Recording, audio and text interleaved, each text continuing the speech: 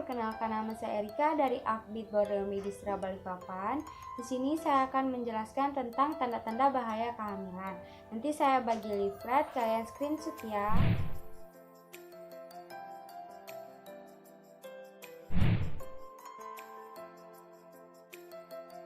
Bu, di sini saya akan melakukan kegiatan konseling tentang tanda-tanda bahaya kehamilan. Nah, apakah Ibu bersedia untuk mendengarkan konseling saya? Ya, bersedia. Nah, Bu, mungkin Ibu selama kehamilan, Ibu mengalami keluhan-keluhan yang biasa sering dialami oleh Ibu hamil. Tetapi, ada beberapa keluhan yang harus diwaspadai. Bisa jadi itu sebagai tanda-tanda bahaya pada kehamilan Ibu. Nah, yang pertama, di sini kita lihat brosurnya ya, Bu. Nah, yang pertama, Ibu mengalami perdarahan atau keluarnya darah dari jalan lahir atau vagina Ibu. Nah, apabila itu terjadi sekitar sebelum 20 minggu kehamilan Ibu, itu bisa jadi abortus atau keguguran. Nah, lalu ada mola hidatidosa atau kehamilan anggur. Kenapa disebut kehamilan anggur? Karena dia berbentuk seperti gelembung-gelembung anggur di dalam rahim, Bu. Ini terjadi karena perkembangbiakan janin yang abnormal. Nah, ini dia berkembang terus, tetapi dia tidak bisa tumbuh, Bu. Jadi dia menyebabkan gelembung-gelembung seperti anggur tadi. Lalu ada kehamilan ektopik, yaitu kehamilan di luar kandungan. Kalau Ibu bisa lihat di sini, tumbuh kembangnya ada di tuba Fallopi.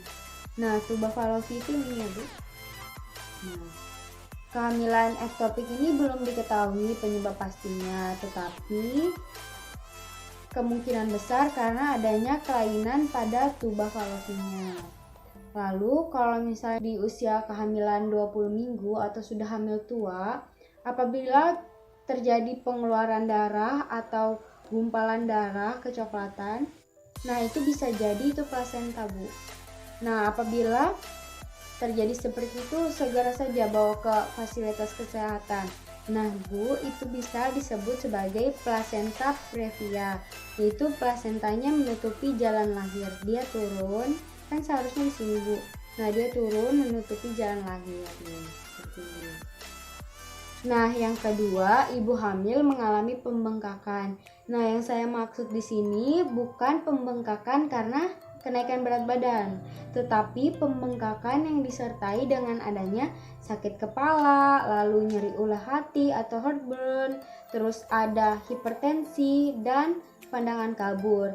Ini bisa mendeteksi terjadinya hipertensi gravidarum yang bisa menyebabkan keracunan kehamilan yang sering disebut preeklamsi. Kalau tidak ditangani bisa jadi eklamsi, yaitu kejang pada saat kehamilan. Nah, sampai sini apa ada yang mau Ibu tanyakan? Tidak. Nah, Bu, kita lanjut ya. Nah, Bu, selanjutnya yang ketiga, ibu hamil mengalami demam. Berapapun usia kehamilannya, segera ke fasilitas kesehatan apabila ibu demam tinggi. Karena demam ini bisa mendeteksi ada terjadinya infeksi yang mungkin bisa membahayakan ibu serta janinnya. Nah, ibu tidak diperkenankan untuk membeli obat-obat demam tanpa adanya resep dokter ya, Bu. Nah, lalu selanjutnya yang keempat ada ibu hamil mengalami air ketuban pecah dini. Ini bisa terjadi karena adanya penekanan di perut ibu, bisa jadi karena ketubannya ibu berlebih atau kekurangan malah. Tetapi ini juga bisa disebabkan karena asap rokok. Berapapun usia kehamilannya, bawa ke fasilitas kesehatan ya, Bu. Nah, ini kalau air ketuban ini seperti rasa ingin ngompol. Tapi kalau pipis kan, ibu masih rasa ingin pipis. Kalau ini tidak, langsung keluar aja gitu airnya. Biasanya airnya tidak berbau, Bu. Nah, bisa juga warnanya itu bening, tapi di beberapa kasus warnanya hijau atau kecoklatan. Lalu yang kelima ada gerakan janin berkurang atau tidak bergerak sama sekali.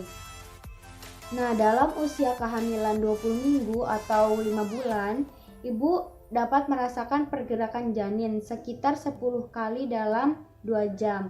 Apabila kurang, ibu harus segera bawa ke fasilitas kesehatan. Yang terakhir, ibu hamil mengalami mual muntah hebat. Nah, biasanya mual muntah ini disebabkan oleh hormon Bu, yang namanya hormon HCG atau Human Coronary Gonadotropin. Nah, ibu bisa mengalami mual muntah yang hebat. Nah, kalau ibu mengalami mual muntah yang hebat, saya sarankan untuk makan sedikit tapi sering. Seperti contohnya ibu makan 1 suap, nanti beberapa menit kemudian makan lagi 1 suap. Seperti itu, Bu. Nah, kalau misalnya ibu sampai tidak mau makan sama sekali, ibu bisa mengalami penurunan berat badan yang bisa juga berbahaya kepada janinnya. Lalu ibu bisa kehilangan kesadaran atau bisa juga terjadi hipokalemia, yaitu kekurangan kalium di tubuh ibu.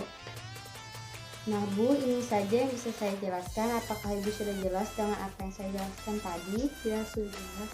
Ya Bu, apakah masih ada yang mau ditanyakan? Tidak. Ya Bu, makasih ya Bu. Terima kasih ya, Bu. Iya, sama-sama. Assalamualaikum. Salam.